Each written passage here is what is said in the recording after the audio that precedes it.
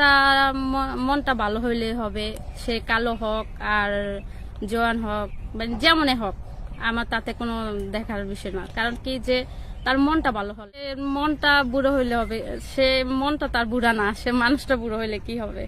সে যদি ভালো হয়, মনের মতন মানুষ হয়, সে বুড়ো হোক, সে তো আমাকে ভালোবাসবে, তাকে ভালোবাসা দিয়ে আমি ভরিয়ে দিব। এমন ভালোবাসা দিব তাকে, সে যাতে আমাকে ছেড়ে যাতে অন্য কোনো মেয়ের দিকে না যেতে পারে, আর সে জানি আমার কাছে থাকে, আমার উপরে যাতে তার আকর্ষণ থাকে। অনেক কষ্টের, অনেক দুঃখের তার জীবনের গল্প আজ শুনবো।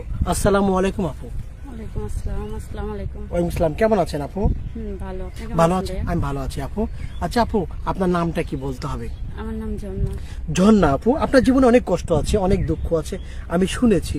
আপনার জীবনের গল্প শুনতে চাই আজ, কারণ আপনার জীবনে অনেক কষ্ট আছে। আচ্ছা আপু, আপনার দেশের বাড়ি কোথায়? আমার দেশের বাড়ি চাঁদপুর। চাঁদপুর। চাঁদপুর দেশের বাড়ি। বাবা কি করেন, মা কি করেন, একটু বলবেন? আমার বাবা অটো রিক্সা চালায়, মা বাড়িতে থাকে, মানুষের কাজকাম করে। মানুষের বাড়িতে কাজ কাম করে? জি, মানুষের বাড়িতে কাজকাম করে। আর আমরা দুইটাই বোন, আমার কোনো ভাই নাই, আমি সবার বড়, আর ছোট বোন পড়াশোনা করে। ছোট বোন পড়াশোনা করছে, আপনি বড় বোন, দুই জি, বোন, জি। কোনো ভাই নেই, বাবা অটো রিক্সা চালান। আচ্ছা আপু, ঝর্ণা আপু, আপনার বয়স কত? 22 বছর। 22 বছর। 22 বেশি হবে, 22 থেকে 23 বছর হতে পারে, বোঝা যাচ্ছে না আসলে। আপু, আপনি বলেছেন আপনার জীবনে গল্প আছে, কষ্ট আছে, শুনতে চাই আমরা। কি কষ্ট নিয়ে এসেছেন আমাদের এই প্রোগ্রামে, কেন এসেছেন এই প্রোগ্রামে? আমার জীবনে কষ্ট হচ্ছে যে আমার মা বাবার কোনো ছেলে নাই। আজকে যদি কোনো ছেলে থাকতো, তাদের পাশে দাঁড়াতো, ইনকাম করতো, বাবার কষ্ট বুঝতে পারতো। কিন্তু এখন আমরা তার দুইটাই মেয়ে। এখন আমি সংসারের ভিতরে সবার বড়, বাপ মার কষ্টটা বুঝতে হলে আমার বুঝতে হবে। আমার বাপ মার একটা বোঝা হয়ে রয়েছি, বাপ মার ঘাড়ে একটা বোঝার মতনই হয়ে রয়েছি, কারণ আমি সংসারে বড় মেয়ে। এখন যদি বাপ মারা যদি আমাকে যদি বিয়ে দিতে পারে, তাদের বোঝাটা কমে। আচ্ছা আপু, আপনার ঝর্ণা আপু, আপনার বয়স 22 বছর বা 23 বছর, আপনার বিয়ে হয় না, সে কথা বলতে চাচ্ছেন? জি ভাইয়া। আপনার এখন পর্যন্ত কখন বিয়ে হয় নাই? সত্যি বলছেন? না ভাইয়া, বিয়ে হয় নাই। সত্যি বলছেন? আপু, ছোট্ট কিছু প্রশ্ন আছে আমার। আপনার বান্ধবীরা আছে, প্রতিবেশীরা আছে, তারা আসলে বিয়ে হয়ে যাচ্ছে, আপনার কেন বিয়ে হয়নি?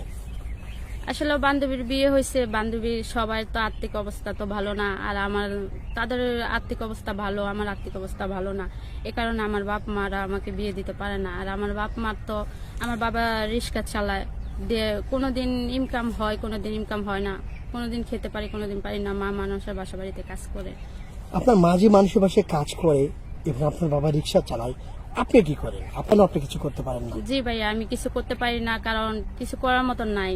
আর আপনাদের মাধ্যমে আসা সাহায্যের জন্য দেখি, মনের মতন যদি কোনো মানুষ মিলে, মনের মতন যদি কোনো মানুষ পায়, সে যদি কোনো দায়িত্ব নেয়, তার তার ইয়াতে যদি কোনো কিছু হয়। এটা পরে আসবো আমি, কারণ আপনার কাছে ছোট্ট একটি কথা আছে, বিষয়গুলো কিছু আমি ক্লিয়ার করতে চাই। জি। বিয়ে দিতে পারছে না শুধুমাত্র কিছু টাকার জন্য, যৌতুকের জন্য?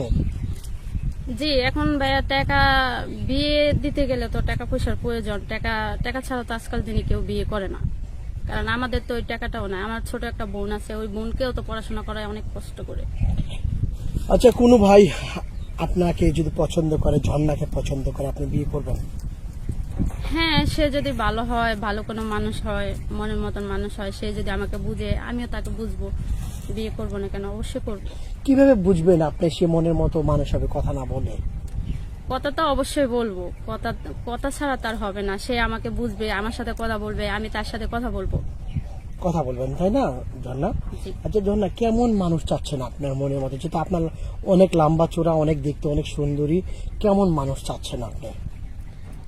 আমি চাচ্ছি যে ভালো একজন মানুষে, যে বললাম না, যে আমাকে বুঝবে, ভালো নামাজ কালাম পড়বে, 5 ওয়াক্ত আমাকে বোঝার চেষ্টা করবে, আমিও তাকে বোঝার চেষ্টা করব।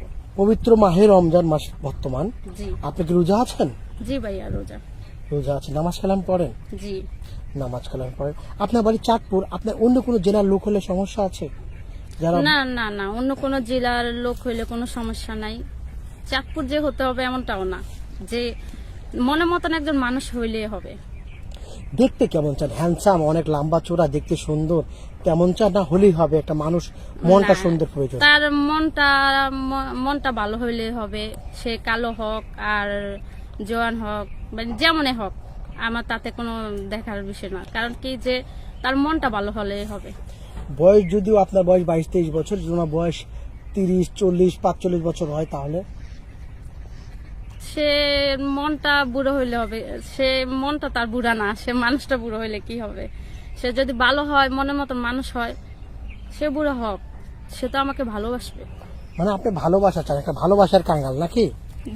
ভালোবাসার কাঙ্গাল কি আজকাল জিনিসে যে কোনো একটা মেয়ে ভালো একটা হাজবেন্ড চায়। মনের মতো হাজবেন্ড চাই, জি ভাইয়া, সেটা আপনারও শখ আছে?